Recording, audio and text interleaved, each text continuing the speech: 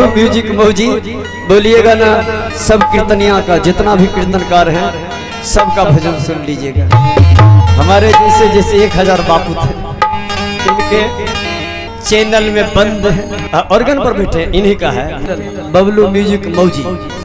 अगर आपको स्वर्ग पहुंचाने का कोई ठेका ले ले और हमसे कह दे कि प्राण देना पड़ेगा तो हम उसके लिए प्राण भी देने को तैयार। सोचिए कैसी औरत न बाबूजी। किरानी ने जब कर दिया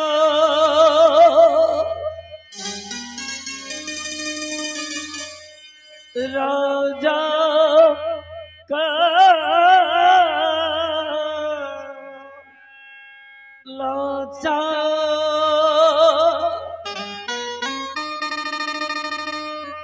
तो शादी करने के लिए हो जाते तैयार।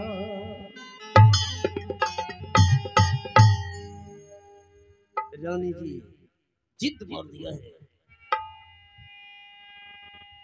कि शादी कर लीजिए। पतिदेव आपको डर लगता है कि दोनों सौतीन लड़ेगी। हम आपको वचन देते हैं कि छोटी रानी जो कहेगी हम वही करेंगे। देखिए औरत नहीं है ये साक्षात देवी है। रजे वाली बात है लड़की खोज ली गई, दिन निश्चित कर दिया गया, तिथि तय कर दी गई। राजा साहब बुढ़ापा में दूल्हा बने, बारात वाले लोग नाच रहे हैं। आजकल भी लोग बारात जाते हैं ना तो ज्यादा नाचते नाचते ज्यादा रंगबाजी करते हैं तो मुंह कान फरा लेते।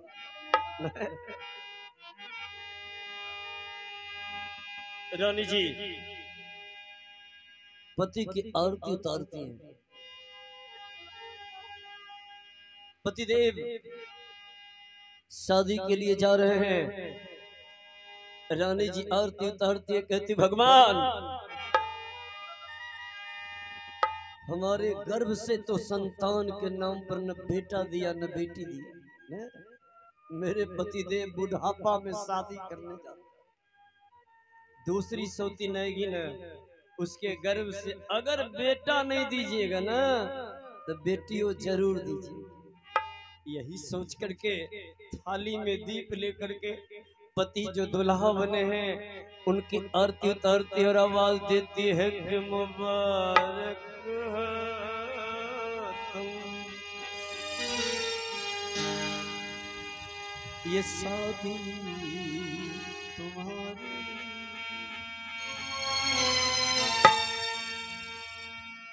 सदा खुश रहो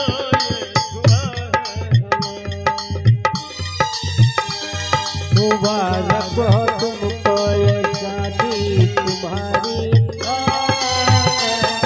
सदा खुश रहो दुआ है हमारी। मुबारक हो तुमको ये शादी तुम्हारी। सदा खुश रहो दुआ है हमारी। मुबारक हो तुमको ये शादी तुम्हारी। सदा खुश रहो दुआ है हमारी।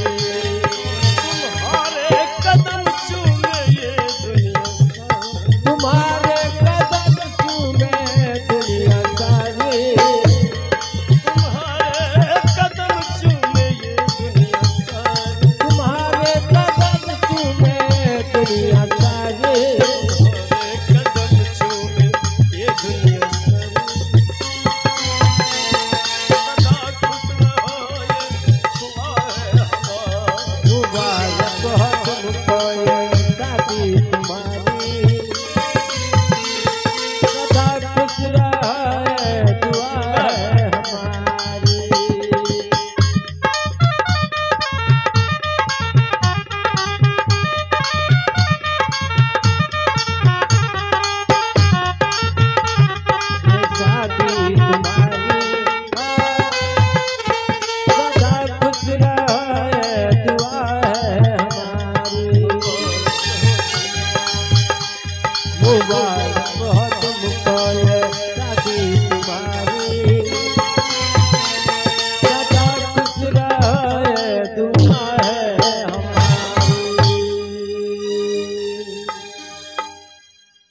आरती उतार रही हैं कि मुबारक हो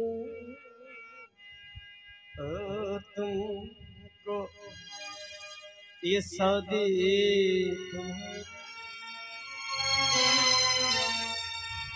सदा खुश रहो ये दुआ है हमारी।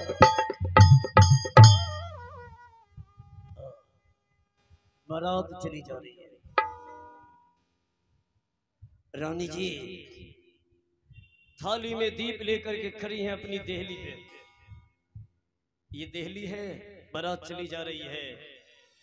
जहां तक दिखाई दिया बारात को देखती रही, अपने पति को देखती रही, और पतिदेव जब आंख से ओझल हो गए, मतलब बहुत दूर निकल गए, बारात बहुत दूर निकल गई, तब तो रानी जी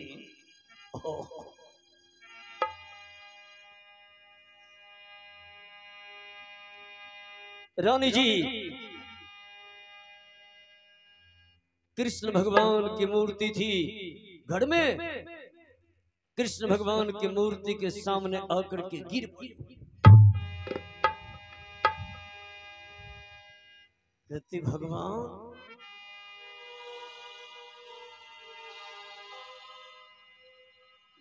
भगवान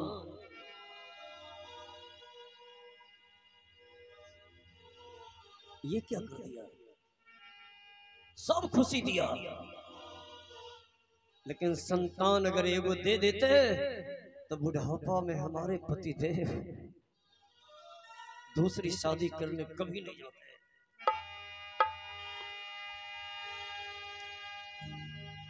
रो रही है।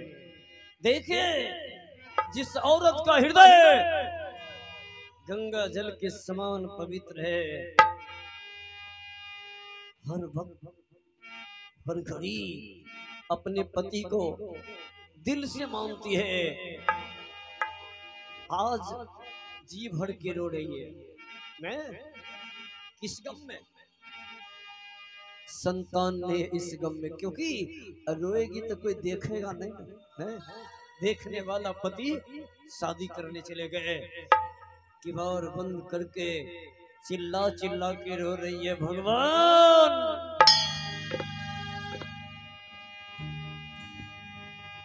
हंसा के क्यों रुलाए रे,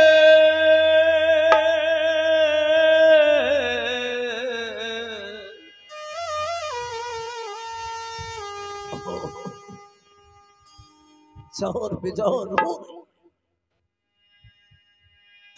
कि हंसा के क्यों रुलाए रे,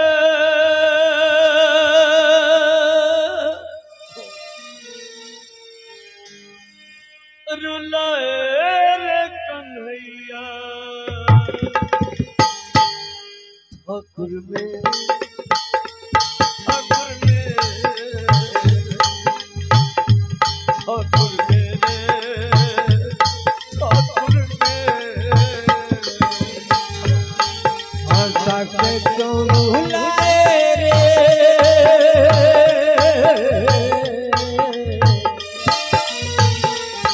हंसा के क्यों रुलाए रे, रुलाए रे कन्हैया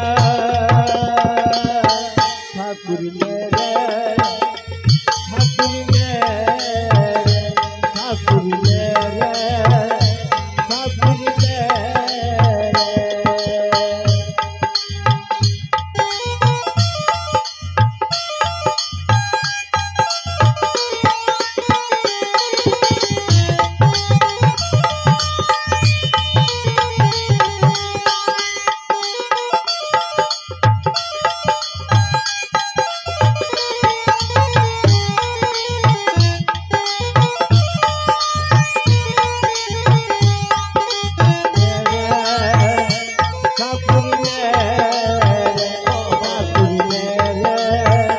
ठाकुर मेरे।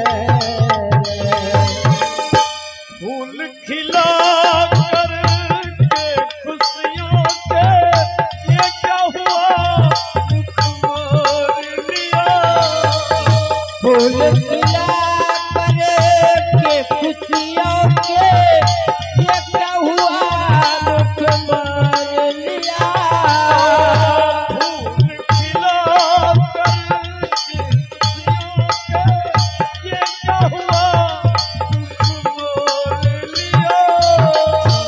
फूल खिला कर के खुशियों के ये क्या हुआ मुख मोर लिया। हाथ पकड़ कर चलने वाले काहे अकेला छोड़ दिया।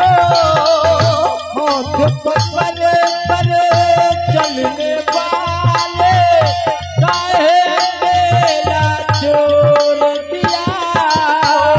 हाथ पकड़ कर चलने वाले काहे अकेला छोड़ दिया। हाथ पकड़ कर चलने वाले काहे अकेला छोड़ दिया।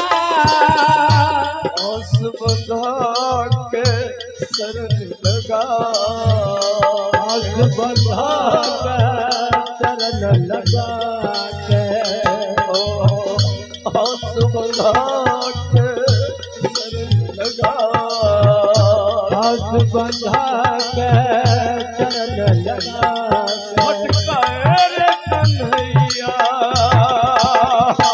ठाकुर मेरे, ठाकुर मेरे, ठाकुर मेरे, ठाकुर मेरे। माता के चोरू लाए रे। माता के चोरू लाए रे। रुलाए रे कन्हैया। ठाकुर मेरे, ठाकुर मेरे, ठाकुर मेरे, ठाकुर मेरे। ठाकुर मेरे, ठाकुर मेरे। ठाकुर मेरे, ठाकुर मेरे। जोर बेजोर रो क्यों साग क्यों लाए रे।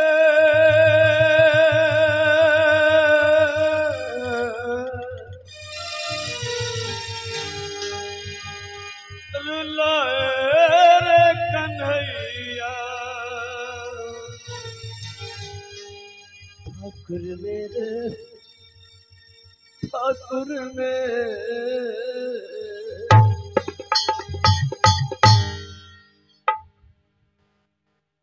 जोर बेजोर रो रही है। कल हुआ राजा साहब शादी करके लौट गए। हल्ला हो गई, राजा साहब लौट गए, शादी करके आ रहे। रानी जी जल्दी जल्दी आंसू पोंछ लिया। देखिए दिल में दर्द है, लेकिन दर्द किसी को नहीं बतलाती है, आदमी को नहीं बतलाती। किसको बतलाता? भगवान के सामने रोती है।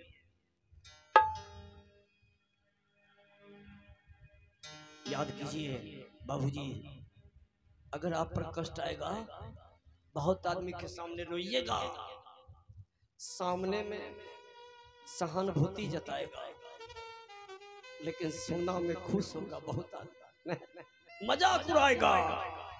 लेकिन बाबूजी वही आंसू भगवान के सामने गिराइएगा ना, तो कितना भी भगवान गुस्साए हैं ना, कुछ न कुछ जरूर भगवान गर्वित हो जाएंगे, क्योंकि भगवान का हृदय कमल के फूल के समान कोमल। अगर दिल से याद कीजिएगा तो भगवान जरूर कृपा करेंगे, जरूर कृपा करेंगे।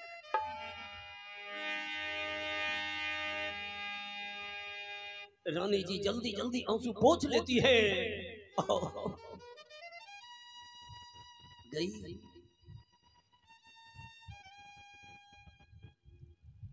पतिदेव जो बुढ़ापे में शादी करके लाए हैं, उस पत्नी को उतार के लाई हैं, यानी सौतीन को उतार के लाई हैं, राज हवेली में बैठा दिया, सौतीन को बैठा दिया, अपने पति को।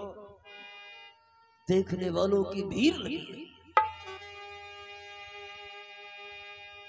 ढेर सारी माताएं हैं, बहनें हैं, कहती रानी जी राजा साहब जो बुढ़ापा में दूसरी शादी करके लाए हैं वो दुल्हन का मुंह दिखलाइए ना। आजकल भी शादी करके लोग लाते हैं तो माँ बहन देखने के लिए व्याकुल रहती है मैं कि देखें कैसी दुल्हन। रानी जी कहती कोई बात नहीं, दिखला दूंगी। नई नई जो सौतीन आई है उसके बगल में चली गई, कहती बहन सबसे पहले मेरा परिचय जान लो, मैं राजा साहब की पहली पत्नी हूं, मेरा नाम सुनीति है। पतिदेव की उम्र 55 वर्ष हो गई और मेरी उम्र 50 वर्ष हो गई। हम दोनों पति पत्नी के बीच साउंड के बगल से साउंड के बगल से हम दोनों पति पत्नी की उम्र ज्यादा हो गई।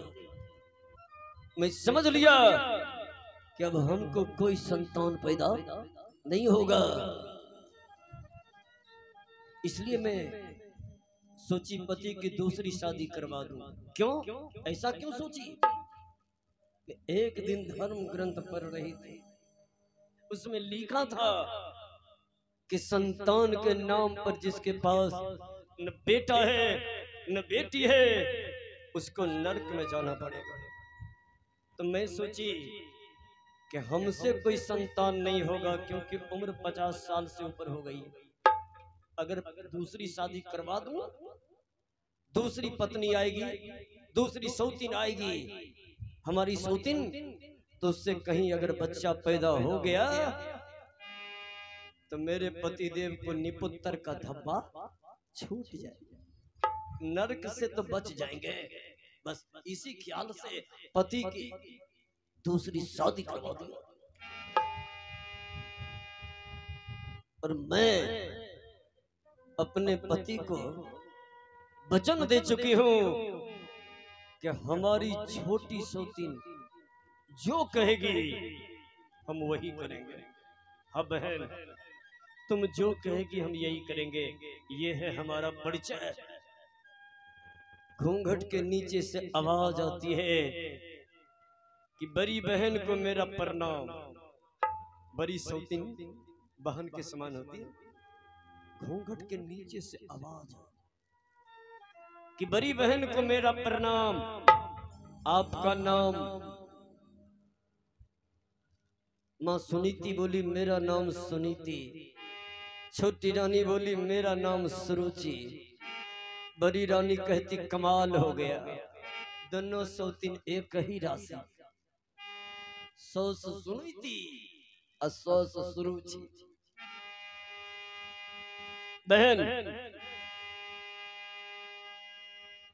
जितनी भी माताएं बहनें हैं तुम्हारा रूप देखना चाहते हैं, घूंघट उठा दूं? छोटी रानी कहती उठा दीजिए। बड़ी रानी घूंघट उठा दिया है। जितनी भी माताएं बहनें हैं कहती वाह, राजा साहब बुढ़ापा में शादी करके लाए, दूसरी पत्नी भी बहुत सुंदर है। माताएं बहनें सब चली गई। बड़ी रानी छोटी रानी के अगल बगल में 4 नौकरानी रख दिया और कह दिया कि मेरी छोटी बहन को जिस समय, जिस घड़ी, जिस वक्त, जिस चीज की जरूरत हो वो चीज इनको दे देने। इतना कह के चली गई। दिन बीतने लगा। बाबूजी, बड़ी रानी इतना न प्रजा को प्रेम देती थी। मतलब क्या, अगर किसी के पिताजी का श्राद्ध कर्म है तो श्राद्ध करवाने के लिए कुछ रुपया दे देता, मैं खुश हो जाता।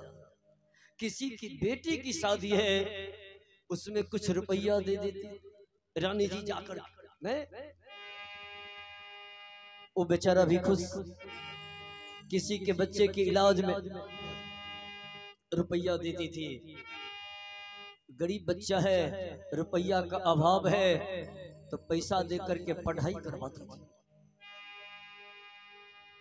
अब बताइए बाबूजी, इतना काम जो करे तो वहां का समाज उसके लिए खुश रहेगा कि नहीं?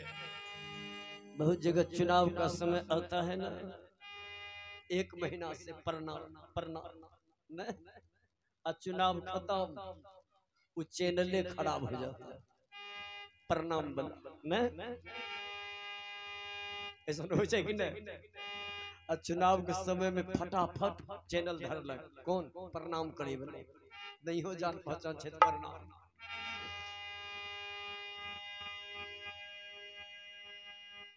खैर ये तो अलग बात है, प्रणाम कीजिए चाहे नहीं कीजिए, लेकिन व्यवहार अच्छा बने नहीं। बाबूजी उधर जो है बड़ी रानी के बारे में मुंशी, कर्मचारी, खजांची सभी की यही आवाज कि राजमाता सुनीति की जय हो, राजमाता सुनीति की जय हो। छोटी रानी जो सुनी मन ही मन के अच्छा, राजा साहब से शादी करके मैं सपना देखती हुई आई थी कि रानी बने ना, यहाँ तो सब बड़ी सौतीन को राजमाता कह के पुकारता। तो जब तक इस दरबार में ये रहेगी तब तक कोई भी हमको राजमाता कह के नहीं पुकारे। इसके लिए योजना बनानी चाहिए, क्या पति को अपना कब्जा में करना चाहिए। देख उसी दिन से छोटी रानी पति को कब्जा करने के फेर में लग गई। इतना न प्रेम दिया, इतना न प्यार दिया कि धीरे धीरे पति भी कब्जा में आने लगे। हमरा गांव में एगो आदमी रहे, ओकरा कोई कहे न बियाह करे, ओकरा पर गोसाई के हमें माइक सेवा करबे, आ कनिया आइते तो माई से दूर न हो जेबे, हमें नहीं करबो शादी। कल के माइयों की सेवा करियो, कनियों की सेवा करियो। जिद करके शादी कर दिलके, जब शादी हो गए तो कनिया के गियर में एहन फंस गए कि माई से दुश्मनी हो गई। क्यों वो चैनले ऐसा कि सबको नाच नचा गही रे माया की चिड़ै, सबको नाच नचा गई रे माया की चिड़ैया, सबको नाच नचा गई रे माया की चिड़ै, सबको नाच नचा गई रे माया की चिड़ैया।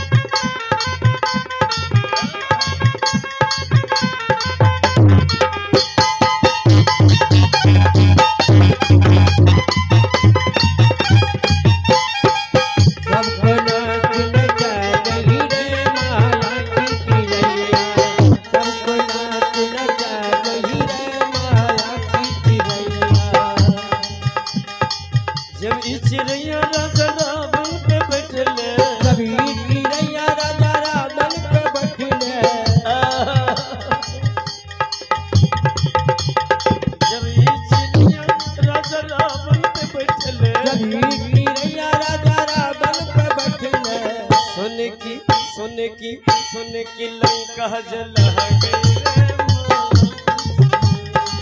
सोने की लंका जला गई रे माया की चिड़ैया सुन की लंका जला गई रे माया सोने की लंका जला गई रे माया की चिड़ैया